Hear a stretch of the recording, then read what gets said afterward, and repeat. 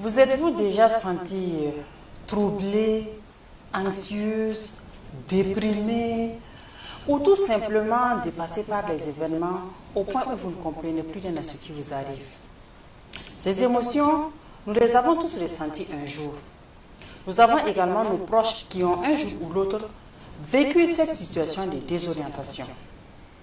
Afin de mieux comprendre ces mécanismes et d'apprendre à prendre soin de notre bien-être mental, nous accueillons, à l'occasion de la Journée mondiale de la santé, une invitée d'exception. Bonjour, madame. Bonjour. Il s'agit de madame Yvonne Ouattara, elle est psychologue et psychothérapeute. Bonjour, madame.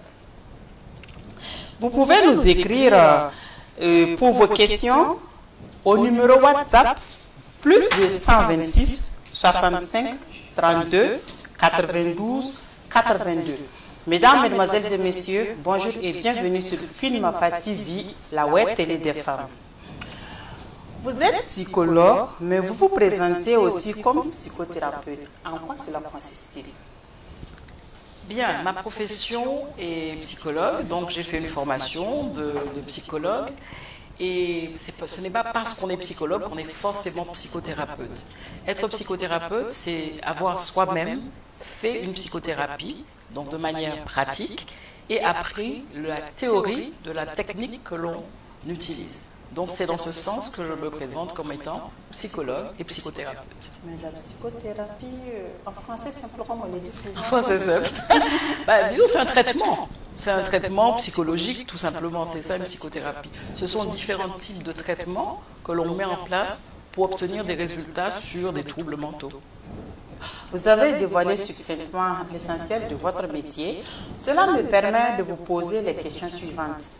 Qu'est-ce que la santé mentale et pourquoi elle est importante? Bien, la santé mentale, on peut dire globalement que la santé mentale, c'est comme un dérèglement de nos fonctions psychologiques. Donc, ce dérèglement peut venir de plusieurs aspects. On peut avoir des aspects biologiques, physiques en fait. On peut avoir des aspects comportementaux, on peut avoir des aspects émotionnels. Tout ceci consiste à provoquer des perturbations. Voilà, quand il y a ces perturbations, on parle de troubles mentaux. Et il y a un aspect qui me semble très très important quand on parle de troubles mentaux, parce qu'en général, quand on dit troubles mentaux, les gens ont peur. On est chez les fous là. Donc c'est toujours le mot qu'on entend. Donc c'est très important de parler de spectre. C'est-à-dire c'est comme un arc-en-ciel. Vous avez une palette. Il y a quelque chose qui vient en début et en fin. Donc ça parle de la sévérité. Donc vous pouvez avoir des troubles qui sont légers et des troubles qui sont plus sévères.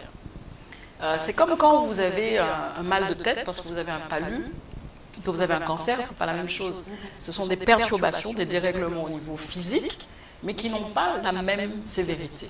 Donc, quel que soit, que vous ayez un trouble léger ou que vous ayez un trouble plus grave, il est important de consulter un professionnel de la santé mentale. Une autre préoccupation que j'ai, quels sont les principaux troubles mentaux qui touchent les femmes au Burkina Faso? Oui, ça c'est une question très importante parce que on constate, et d'ailleurs il y a une étude très intéressante qui a été faite par une association qui s'appelle Sœurs pour Sœurs, qui s'occupe des troubles mentaux. C'est une association féministe et qui s'est penchée sur la question des troubles mentaux. Et à partir de beaucoup d'autres recherches qui ont été faites au Burkina sur les troubles mentaux, ils ont orienté leurs recherches vers ce qui est spécifiquement féminin. Et à partir de cette étude, donc on peut dire sur des données scientifiques, on constate qu'il y a deux grandes familles de troubles mentaux qui touchent les femmes. C'est ce qu'on appelle les troubles de l'humeur. Et là-dedans, vous avez la dépression. Et vous avez donc les troubles bipolaires. Donc c'est des changements, variations de l'état de la personne. Et vous avez une autre grande famille qu'on appelle les troubles anxieux. Et dans ces troubles anxieux, vous avez l'anxiété généralisée, vous avez les phobies, les peurs, et vous avez aussi ce qu'on appelle les stress post-traumatiques, qui sont très présents actuellement du fait de la situation sécuritaire. Il y a énormément de femmes qui souffrent de stress post-traumatique. Une petite question. Souvent, on a tendance à confondre phobie et anxiété, et les trois mots plus le mot angoisse. Qu'est-ce qui fait la nuance? Oui, parce qu'en fait, comme je vous ai dit tout à l'heure, il y a une grande famille, on appelle les troubles anxieux. Et dans ces troubles anxieux, vous avez l'anxiété généralisée, vous avez les phobies, vous avez le stress post-traumatique. Ça fait partie de la même famille de troubles mentaux. Mais en fait, en général, il y a l'anxiété, j'allais dire, l'anxiété adaptative. C'est normal d'être anxieux. Je ne sais pas, je dois venir à Queen Mafa pour faire cette émission. J'ai une petite dose d'anxiété parce que c'est une situation qui ne m'est pas familière. Donc j'ai de l'anxiété. C'est ce qu'on appelle une anxiété adaptative. Mais si par exemple, je commence à dire, oui, mon fils est allé faire telle chose ou est à tel endroit, et puis je commence à me faire des films. Parce qu'en réalité, l'anxiété, c'est d'avoir peur de quelque chose qui n'est pas encore arrivé. On peut avoir une santé mentale défaillante sans vraiment s'en rendre compte. Quels sont les facteurs de risque qui peuvent favoriser l'apparition de troubles mentaux chez les femmes? Oui, en fait, comme je disais tout à l'heure, il y a un spectre. Alors, il y a des choses qui passent sous silence, à bas bruit. Par exemple, une femme qui est dépressive, ou une femme, ou même en général, quand on est dépressif, qu'est-ce qu'on vous dit? Ah oui, tu es paresseuse. Tu n'as pas envie de te lever, tu n'as pas envie de faire ci, tu n'as pas envie de faire ça, tu es paresseuse. Ou alors, une femme qui vient d'accoucher et qu'elle est dépressive, on dit, on ne comprend pas, tu viens d'avoir un enfant, il est bien, il est en bonne santé. Donc, il y a aussi des facteurs, des troubles qui sont minimisés. Et donc, dans ce sens-là, évidemment, ça passe sous silence parce qu'on ne se rend pas compte. Mais effectivement, il y a des troubles qui passent comme ça à bas bruit. Parce qu'on ne parle pas en général de ce qui ne va pas. On ne dit pas qu'on se réveille tous les matins avec une boule dans la gorge, qu'on a mal au ventre, qu'on n'est pas bien. Mais on fait un effort pour donner à voir quelque chose de lisse, de souriant, alors qu'à l'intérieur de soi, on ne va pas bien.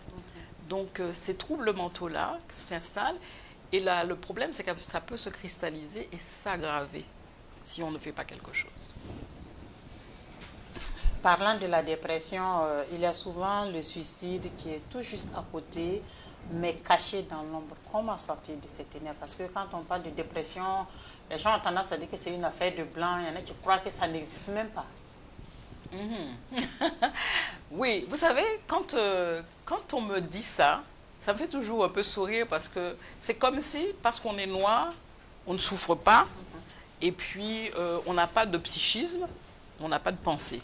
C'est un peu ce que ça veut dire. Donc c'est une affaire de blanc. En général, vous entendez ces arguments-là quand il n'y a plus d'autres arguments. C'est-à-dire que la personne n'a plus rien d'autre à vous dire, il est acculé, on dit, oh, écoute, c'est une affaire de blanc. Comme ça, on n'en parle plus. Donc, mais vous avez dit quelque chose d'important tout à l'heure concernant les facteurs de risque. Vous savez, la position de la femme fait qu'il y a des facteurs de risque qui sont différents, par exemple, que pour l'homme. Il y a déjà les facteurs biologiques. Si une femme a beaucoup de problèmes avec ses menstrues, avec ses grossesses, avec ses accouchements, avec la ménopause, ça peut perturber la chimie de son cerveau et donc perturber son humeur et la perturber complètement. Donc il y a déjà ces facteurs-là. Il y a le rôle de la femme dans la société, les pressions sociales qui sont très fortes, et toutes sortes de pressions sociales. Hein. Il y a des pressions sociales parce que la femme, elle doit s'occuper des malades, elle doit s'occuper des enfants, elle doit s'occuper de ceci, elle doit s'occuper de cela. Ça fait beaucoup de pressions, et ces pressions-là peuvent provoquer des troubles chez la femme. Vous avez aussi la pression du travail, puisque beaucoup de femmes font tout ce qui doit être fait, plus le travail, donc on a des longues journées. Et si il y a en plus un autre facteur qui n'est pas de soutien, ça renforce en fait le risque de développer des troubles mentaux.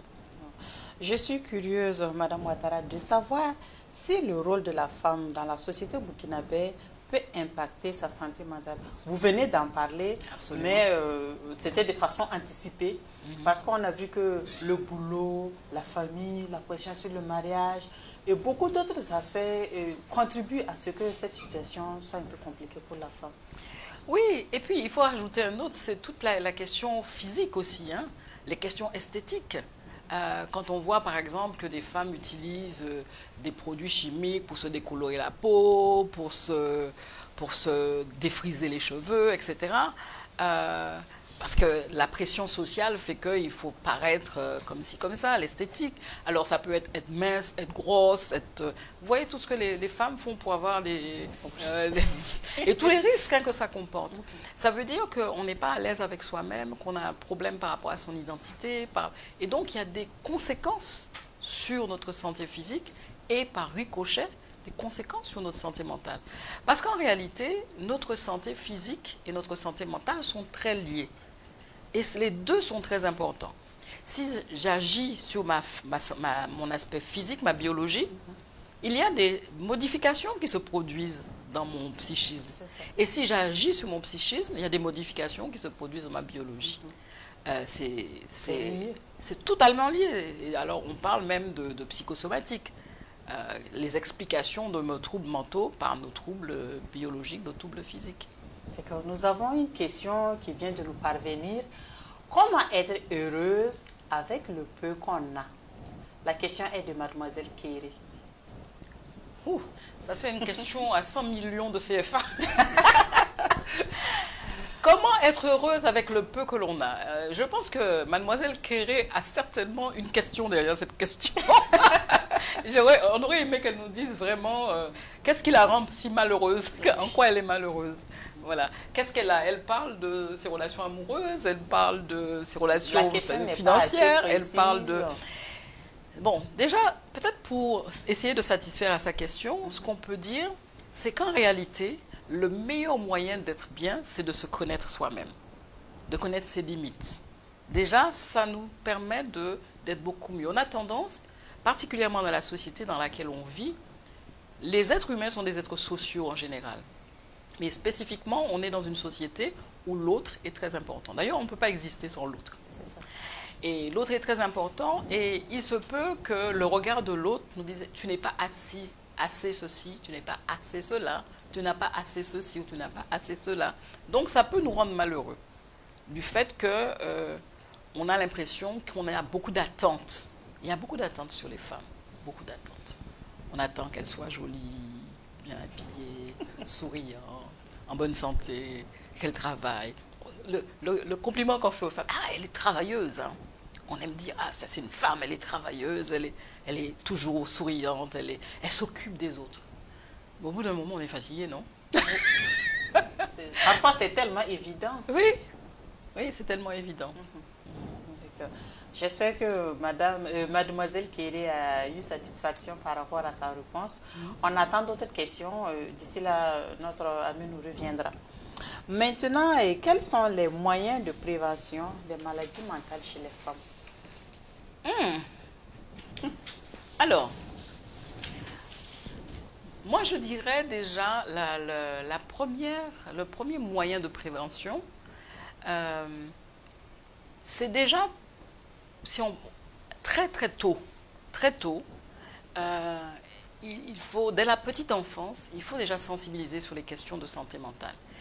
Il faut apprendre, par exemple, très tôt aux enfants à connaître c'est quoi une émotion, comment ça fonctionne une émotion, comment faire face, par exemple, à du harcèlement, etc. Déjà, c'est très tôt, on peut apprendre ça aux enfants. Mais la première cause de troubles mentaux, c'est la violence.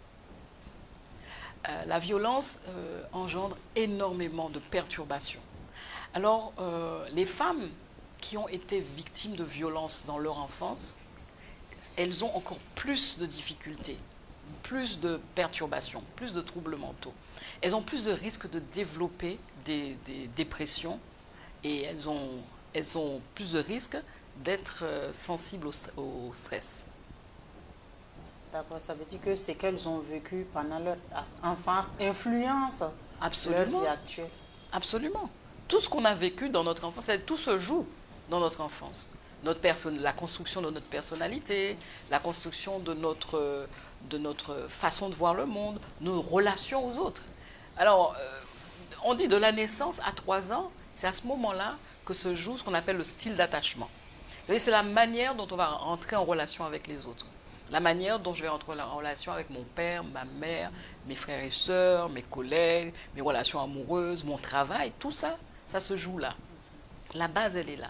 S'il y a quelque chose qui s'est déréglé à ce moment-là, je risque de ne pas être On dit par exemple que des gens qui ont les styles d'attachement anxieux, dès la petite enfance, ça peut se jouer. On peut avoir des enfants qui sont anxieux et le style d'attachement va faire que, bien sûr, il y a tout ce qui va se passer après, mais c'est la base. Donc, en termes de prévention, on commence par l'enfance. Prévenir aussi la violence. Aussi, comment dire, les relations sociales. Avoir des relations sociales saines, savoir du soutien. Donc, les femmes, c'est important que les femmes aient des groupes, des relais, des lieux, des endroits où elles peuvent s'exprimer, où elles peuvent parler, où elles peuvent... Il faut s'occuper de sa santé physique aussi. Je vous disais tout à l'heure que la santé mentale et la santé physique sont très liées.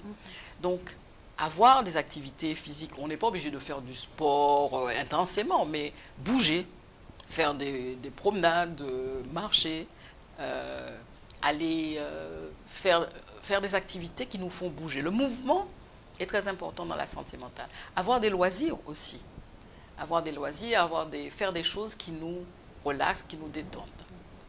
Alors, attention au téléphone, hein, parce qu'on peut dire, oui, alors, on va passer 10 heures sur son téléphone, ça c'est un drame pour la santé mentale. Alors, je suis, comme on dit, l'ayatollah des écrans, même si je suis en train de faire une émission où ils passent sur écran. Attention aux écrans, ils ont un rôle très important, négatif sur la santé mentale.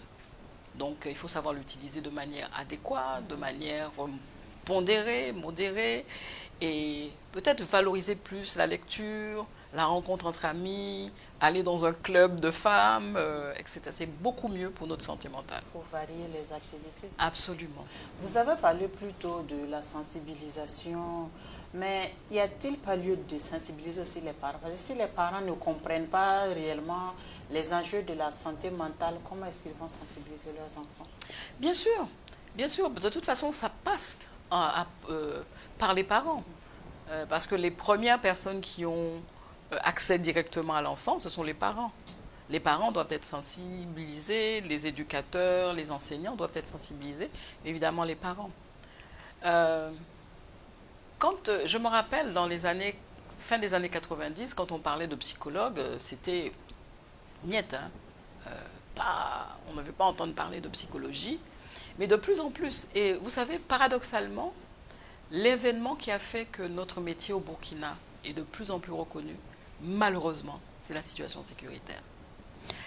Parce que il y a des programmes qui existent pour apporter du soutien aux personnes déplacées internes, par exemple.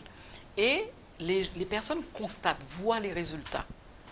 Quand ils sont pris en charge par un psychologue ou par un relais communautaire qui a été formé à la santé mentale, ils voient les résultats, ils voient le bien-être qu'ils ont après une séance ou une séance de groupe, une séance individuelle. Et là, les gens se disent, oui, voilà à quoi ça sert un psychologue. Donc, c'est bien le psychologue. Ça Donc, commence à impacter. On commence à avoir des résultats, ça commence à impacter. Mais il y a aussi une chose importante, c'est aussi utiliser des outils qui parlent aux gens. Par exemple, je travaille sur un programme depuis bientôt 3 ans sur ce qu'on appelle le théâtre de l'apaisement. Donc, on utilise la culture des gens. On utilise les traditions, les contes, le chant, la danse. Donc, quand je parle à quelqu'un, mais dis-moi dans ta culture, dans ton groupe, quand on a quelqu'un à un malaise, à un inconfort, comment on appuie la personne, comment on aide la personne? Et qu'est-ce que les chants, les danses, les contes t'apportent?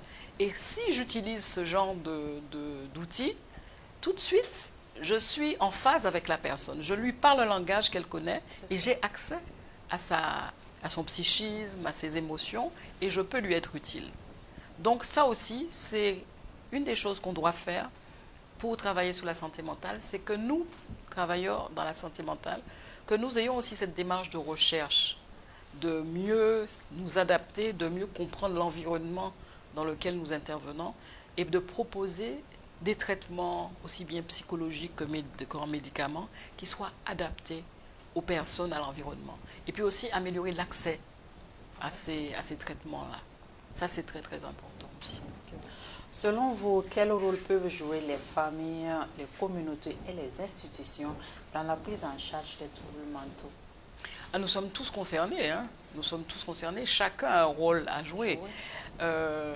Bon, en parlant d'institutions, je dirais que c'est important qu'au niveau du ministère de la Santé, que la santé mentale soit plus valorisée, qu'il y ait plus d'espace, de dispositifs, d'accès à la santé mentale. Parce que, par exemple, les femmes en milieu rural, elles ont beaucoup moins accès à la santé mentale que des femmes qui sont en ville. Donc, les institutions ont un rôle à jouer, et aussi mettre en place au niveau des programmes scolaires, etc. Là, c'est le rôle de l'institution. Les familles ont un rôle très important à jouer parce que toute notre santé mentale se joue au sein de notre famille. Donc, la famille est importante. Parce qu'on voit bien, par exemple, que les personnes qui ont des troubles, quand il y a une cohésion dans la famille, quand la famille est solide, on le voit avec ces familles qui accompagnent leurs patients, les malades qui ont des troubles et qui sont là, qui sont présents, on a de meilleurs résultats. Parce que la famille est là, parce qu'on est à l'écoute, parce qu'on prend soin de la personne. Les autres groupes les groupes de femmes aussi ont des rôles importants. Et de plus en plus, on voit des groupes de femmes qui se constituent autour de la santé mentale. Le milieu associatif a un rôle important à jouer. Il y a des jeunes étudiantes qui font beaucoup de choses en ce moment sur la santé mentale. Il y a des associations de femmes. Ce qui est aussi intéressant, en dehors de la famille et des groupes de femmes, on peut aussi avoir des groupes de parole spécifiquement dédiés aux problèmes de santé mentale. Par exemple, je travaille avec une institution qui s'occupe d'enfants autistes et un des éléments que nous avons mis en place, c'est des groupes de parole pour les parents d'enfants autistes. Et c'est un lieu où ils peuvent parler de leurs difficultés, des questions qu'ils ont. Et c'est tellement important d'avoir ces groupes-là pour pouvoir parler de ce qu'on ressent, des difficultés qu'on rencontre. Parce que c'est normal qu'on soit inconfortable. C'est un dérèglement, quelque chose qui fait mal, qui crée de la souffrance. C'est normal qu'on soit inconfortable.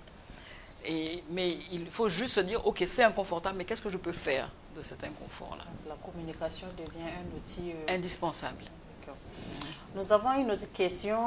Comment savoir qu'on a un problème mental, Madame Konaté, qui est à ici? Comment savoir qu'on a un problème mental? À partir du moment où on sent cette douleur en soi, on sent cet inconfort en soi, on sent qu'on dort mal, qu'on ne mange pas comme d'habitude, qu'on a son humeur qui n'est pas comme d'habitude, là, on a des éléments. De toute façon, tout ce qui concerne notre biologie nous donne déjà des indices. Si vous avez des maux de tête fréquents vous n'avez pas lu, vous n'avez rien de particulier, mais pourtant vous avez mal à la tête. Vous avez des troubles digestifs, il se peut que vous ayez un problème. D'ailleurs, quand vous avez des troubles digestifs et que vous allez voir un gastro, qu'est-ce qu'il vous dit? Tout va bien? C'est la première question que va vous poser le gastro. Il va demander si tout va bien, vous n'êtes pas stressé, etc. Parce que notre système digestif est très sensible au stress. Très sensible au stress. Etc. On peut avoir même des douleurs articulaires. Donc, quand on a des troubles au niveau physique, ça peut nous alerter qu'il y a quelque chose qui se passe. Quand on a des problèmes au niveau comportemental, ça nous alerte aussi. Comportemental, dans le sens où on a du mal à manger, on a du mal à boire, qu'on a des envies, des addictions, on veut boire plus que d'habitude, on fume plus que d'habitude, et surtout, alors là, j'allais dire, le symptôme le plus important, c'est le sommeil. Parce que si quelqu'un ne dort pas, pour nous, psychologues et psychiatres, quelqu'un ne dort pas, c'est vraiment un grand problème. Parce qu'il faut amener la personne à dormir pour pouvoir récupérer, pour pouvoir faire un travail intéressant avec lui. Vous voyez, déjà, ces signes-là vous indiquent qu'il y a quelque chose qui ne va pas. Et vous pouvez ressentir de l'anxiété. Il y a des gens qui font même des crises de panique, qui se mettent à pleurer, alors qu'il n'y a rien dans l'environnement qui se passe. Oui. Si vous êtes à côté, vous ne comprenez pas pourquoi ça. Mais qu'est-ce qui se passe? Qu'est-ce qu'elle a? Oui. Souvent, la personne peut ne même pas expliquer ce qui lui arrive. Et ça, c'est que, bon, je dois examiner de plus près ce qui se passe pour trouver une solution à mon problème. Vous venez de répondre à la question sur les signes avant-gardistes de la santé mentale. Une autre question que nous avons, est-ce vrai que les femmes ont plus de problèmes mentaux que les hommes. Pourquoi? Demande Judicaël Sanou depuis Bobo. Les femmes n'ont pas plus de problèmes mentaux que les hommes. Les femmes ont des troubles mentaux qui sont différents des hommes. Elles sont plus sujettes à certains troubles mentaux que les hommes. C'est du fait aussi tout simplement de notre biologie. On n'est pas fait comme un homme. Biologiquement, on est différent d'un homme. Socialement, on a un rôle qui est différent d'un homme. Parce que ce que j'ai dit au départ, il y a les aspects biologiques, il y a les aspects sociaux, les aspects comportementaux qui ont une incidence sur les troubles mentaux. Donc, c'est clair que certains troubles mentaux vont être plus présents chez les femmes que chez les hommes. On a vu tout à l'heure, par exemple, que les femmes étaient plus sujettes à ce qu'on appelle, en gros, les troubles de l'humeur, la dépression, etc. Mais il y a aussi des hommes qui font des dépressions. Ça ne veut pas dire que les hommes n'en font pas. On avait vu que les troubles anxieux sont plus présents chez les femmes.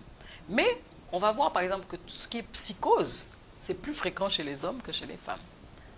On va voir que la schizophrénie, par exemple, je dis un gros mot comme ça, hein, bon, ben, c'est pas grave, schizophrénie, c'est beaucoup plus présent chez les hommes. Donc, il n'y a pas que les femmes soient plus sujettes que les hommes. Les troubles ne sont pas toujours les mêmes, mais tous les troubles mentaux concernent les femmes et tous les troubles mentaux concernent les hommes. Mais certains troubles mentaux sont plus spécifiquement féminins et d'autres troubles mentaux sont plus spécifiquement masculins. Disons ça comme ça. Pour ceux qui ne connaissent pas la schizophrénie, ouh, mon Dieu. Globalement, si c'est une maladie ou bien c'est... Alors, disons qu'il y a deux grandes catégories de maladies mentales ou de troubles mentaux. Disons de troubles mentaux. Vous avez ce qu'on appelle les névroses. Donc, c'est les choses du genre j'ai mal à la tête. Je n'ai même pas lu, des choses comme ça. Et vous avez ce qu'on appelle les psychoses. Alors, pour reconnaître une névrose d'une psychose, quelqu'un qui a une névrose, elle sait, elle peut vous dire « Ah oui, je ne me sens pas bien, je suis angoissée, etc. » Quelqu'un qui a une psychose, il va pas vous dire. Vous allez vous rendre compte que la personne a un comportement qui est extrêmement bizarre. Et la personne va vous dire « Mais je vais bien. » Elle ne va pas dire, elle ne va pas reconnaître. Elle ne peut pas reconnaître parce que cette maladie mentale est faite de telle, par exemple, une schizophrénie, la personne ne reconnaît pas qu'elle a une maladie mentale. C'est les autres qui savent. C'est les autres qui peuvent se rendre compte. Et d'ailleurs, c'est pour ça que dans ce type de trouble, l'environnement est très important. C'est d'ailleurs dans ce cas-là que vous allez trouver des personnes qu'on enchaîne. C'est la plupart du temps, ce sont des personnes qui ont des psychoses, ou alors des personnes qui ont des hallucinations. Toutes les hallucinations ne veut pas dire qu'on a des psychoses, mais globalement, les personnes qui ont des psychoses peuvent avoir des hallucinations auditives, visuelles, etc. D'accord. On attend toujours les questions de nos internautes. Maintenant, en tant que psychothérapeute, quelles sont les ressources et les outils que vous recommandez pour gérer le stress et les émotions? Ok. Alors, premièrement, j'aime pas beaucoup le mot gérer. Pourquoi quand je dis ça? Parce que quand on dit gérer, ça veut dire qu'on met de la tension. On veut gérer quelque chose, là, on va mettre des protocoles, des méthodes pour gérer. Mais en ce qui concerne les émotions, je dirais plutôt qu'il faut réguler nos émotions. Parce qu'en général, en principe, nos émotions sont nos alliés. D'ailleurs, je vous invite à lire mon livre « Le stress est votre allié ». Les émotions, nous avons tous des émotions. Nous ne pouvons pas ne pas avoir d'émotions. C'est comme par exemple, est-ce que quand vous prenez un repas, est-ce que vous dites à votre estomac de digérer? C'est naturel. C'est automatique, c'est naturel, c'est automatique. Votre estomac va digérer la nourriture, va sécréter les sucs gastriques, impeccable. Et c'est notre système nerveux autonome qui s'occupe de ça. Le système nerveux autonome et ce qu'on appelle le cerveau limbique, je vais faire vite, qui est placé ici, c'est lui aussi qui s'occupe des émotions. Ça veut dire que les émotions sont automatiques. On ne peut pas empêcher à une émotion de venir. Alors vous allez me dire, oui, mais il y a des gens qui n'ont pas d'émotions alors. Mais il ne faut pas confondre avoir des émotions et exprimer ces émotions. Ça n'est pas la même chose, ça fait deux. Et je vais prendre l'exemple de nos garçons. Comment on éduque nos garçons? À ne jamais afficher leurs émotions, leurs ressentis. Absolument. Oh, toi, tu es un garçon là. Tu ne dois pas pleurer. Quand même, un garçon, ça pleure pas. Tu ne dois pas... Toutes ces choses. Donc, il va cacher. Donc, les hommes vont apprendre à ne pas exprimer leurs émotions. Ils vont garder ça pour eux. Et beaucoup d'hommes n'ont pas conscience même qu'ils ont des émotions parce que la pression a été tellement forte, le conditionnement social a tellement été fort que les émotions restent à l'intérieur d'eux. Le cerveau a mémorisé ça. Bien sûr. Et c'est rentré un peu presque dans quelque chose qui est en arrière-plan. Alors, tout ça pour dire que les émotions, c'est automatique. On ne peut pas ne pas avoir des émotions. Alors, la question qui viendra après, mais alors, à quoi ça sert? L'estomac, ça sert à digérer la nourriture et les émotions, ça sert à quoi? Eh bien, les émotions, ce sont des messagers. Les émotions nous disent, attention, il y a quelque chose qui a changé dans ton environnement extérieur. Donc, ils nous disent, voilà ce qu'il faut faire. Je vais prendre un exemple. On entend une grosse explosion là. Qu'est-ce que vous avez? Tout ça là. On va sursauter. En tout cas, on va avoir peur. On va peut-être l'exprimer de manière différente en fonction de... Vous êtes dans vos locaux. Vous savez, par exemple, qu'il y a une usine à côté. Moi, je ne sais pas. Alors, je vais peut-être avoir plus peur que vous. Parce que j'ai une information que je n'ai pas. Mais globalement, quel que soit, cette information nous dit attention, il y a mon cœur qui bat, j'ai pu avoir des suées, des tremblements. Ce sont toutes les expressions de la peur que je ressens. Mais la peur en elle n'est pas mauvaise. La peur nous dit juste, mets-toi à l'abri. Donc le message de mon émotion, la peur, c'est mets-toi à l'abri. Et si je ne ressentais pas cette émotion, je vais traverser l'avenue Thomas Sankara, le nez en l'air, devant un camion. Il va m'écraser. Donc, nos émotions sont très importantes. Elles ont des messages à nous fournir. Ça fait partie de la régulation globale de notre système. La tristesse, la peur, la colère, le dégoût, tout ça, c'est naturel, c'est normal. C'est une sorte de signal. Voilà, c'est un signal, c'est un message qu'il nous donne. Donc, nous n'avons pas besoin de les gérer, de les contrôler. Nous avons besoin de les réguler. Et de comprendre le message qu'ils nous donnent et de prendre... D'ailleurs, dans les thérapies que nous faisons, nous apprenons aux gens à faire attention à leurs émotions, d'apprendre à les réguler. Et ça fait partie de la meilleure manière de faire face aux choses. Donc, je vais prendre soin du message de mon émotion. Donc, je vais prendre soin de ma sécurité, je vais prendre soin du respect de moi-même, de tous les besoins fondamentaux de l'être humain, en fait, en général. Alors, nous tirons vers la fin de notre émission. Quels sont les conseils que vous donnerez, à part ce qui a déjà été dit, pour les femmes? Pour les femmes, alors, je dirais que la première étape, qui est très importante, c'est d'apprendre à se connaître soi, d'apprendre à connaître qui on est. Ça, c'est un point important. À se resituer dans sa lignée, d'où on vient, qui on est, son identité. Ça fait partie des choses très importantes dans l'équilibre psychologique de la femme. Connaître qu'est-ce qui est attendu de moi dans la société, dans quelle société je vis maintenant. Donc ça, c'est déjà la première étape. Et l'autre chose, je dirais, prendre soin de vos besoins physiologiques, biologiques. Faites attention à votre alimentation, à votre hydratation. L'eau, c'est vraiment le meilleur antidépresseur qu'on connaisse, c'est l'eau. Les personnes qui ne boivent pas sont des personnes qui ont beaucoup de perturbations. L'eau permet de nous apaiser. L'eau est quelque chose de très important du point de vue de notre biologie, puisque notre corps, c'est 70%, 75% d'eau. La planète sur laquelle on vit, d'un point de vue symbolique, c'est important. On fait nos ablutions, on fait les baptêmes, on fait même les libations, etc. avec de l'eau. L'eau est purifiante, l'eau est apaisante. Quand vous rentrez un soir, vous êtes tellement fatigué. Vous prenez une bonne douche, qu'est-ce que vous vous sentez bien?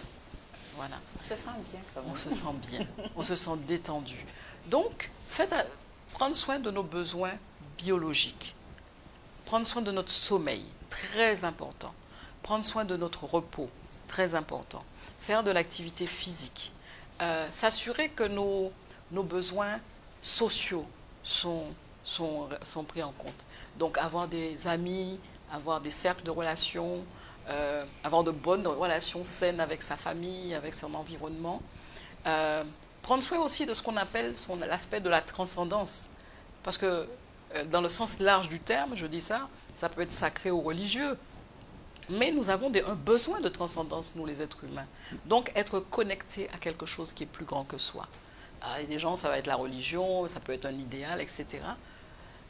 Ça a aussi l'estime de soi. Prendre soin de l'estime de soi, moi-même en tant que personne, ma propre valeur, est-ce que je la connais? Comment dans mes relations avec les autres, je peux me valoriser et me réaliser aussi, parce que le besoin de réalisation est important. Donc si je prends soin de tout ça, j'ai la trame pour être en meilleure santé au niveau mental.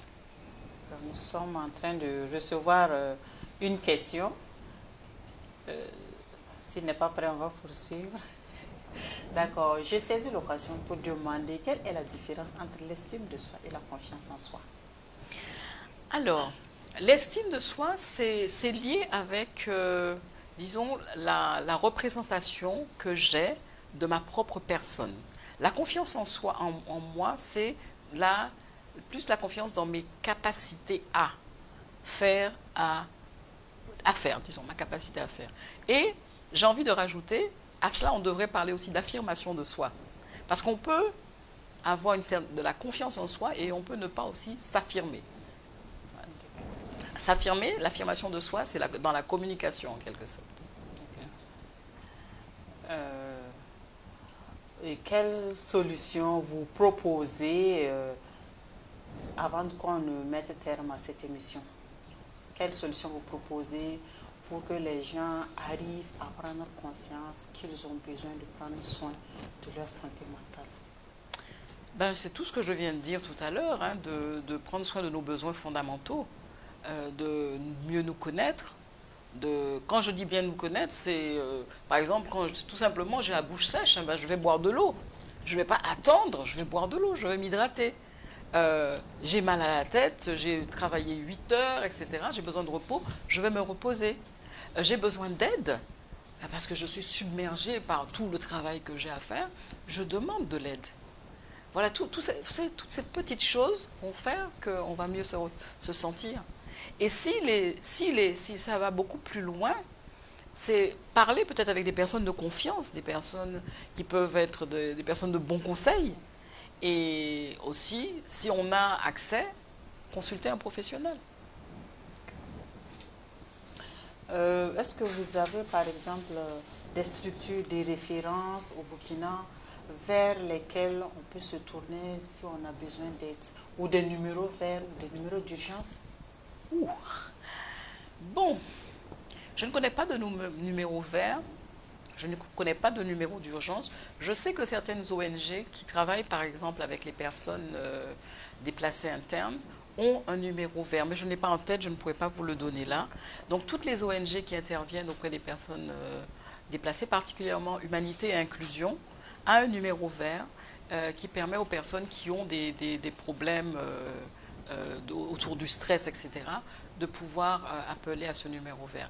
Maintenant, là, dans le système de santé classique, vous allez dans les hôpitaux de référence, les CHU, vous avez un service de psychiatrie, vous avez des psychologues. Au niveau des CMA, vous avez des attachés en santé mentale qui sont présents. Vous avez aussi des psychologues.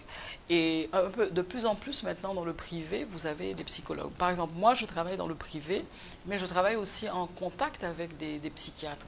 Parce que notre travail ne se fait pas, nous ne sommes pas cloisonnés. On travaille avec des psychiatres aussi. Parce que c'est important, si la personne qui vient me voir a un trouble qui nécessite un traitement, c'est important que je puisse lui référer auprès d'un psychiatre. Une question en cours. Peut-on guérir de la folie? Demande Madame Kissolgo. Une autre question, est-ce que les conflits de mariage peuvent provoquer des troubles mentaux, si on peut le dire ainsi? Je vais demander peut-être à la personne de m'expliquer ce qu'elle appelle folie, comme ça je pourrais mieux lui répondre. Parce que c'est important qu'elle me dise, parce qu'elle demande si on peut guérir de la folie. Donc ce serait bien qu'elle explique de quoi elle parle exactement, ce qu'elle entend, comme ça je pourrais avoir une réponse plus adaptée, plus précise pour elle. Et l'autre aspect de la question, c'est conflit de mariage. Bien sûr, tout ce qui est conflit, tout ce qui est violence peut évidemment amener... ben oui, et dans les foyers, on peut avoir tellement de difficultés qui sont liées à tellement de problèmes. Ça peut être déjà des problèmes de s'entendre, se comprendre. La communication. Voilà, ça c'est la base. Et des problèmes de quel est le rôle de, quelle est ma place, ça c'est très important. C'est des choses dont on ne discute pas avant de se marier. Et ça c'est vraiment important de comprendre qu'est-ce que j'attends de mon conjoint, quels sont les rôles que j'attends qu'il joue. Ça peut paraître tellement évident, mais ce n'est pas si évident que ça. Et si ces incompréhensions-là amènent des tensions, des conflits, il y a des répercussions sur la santé mentale qui peuvent se manifester par des insomnies, par des dépressions, par toutes sortes de troubles. Et en général, ce qu'on remarque, c'est que il y a beaucoup de perturbations physiques avant. Les gens vont dire qu'ils ont des problèmes de digestion, qu'ils ont des maux de tête à répétition, qu'ils ont des problèmes de peau, à répétition, et on se rend compte qu'en réalité, c'est parce qu'il y a un problème qui n'est pas résolu. Alors, nous allons conclure à présent votre mot de la fin.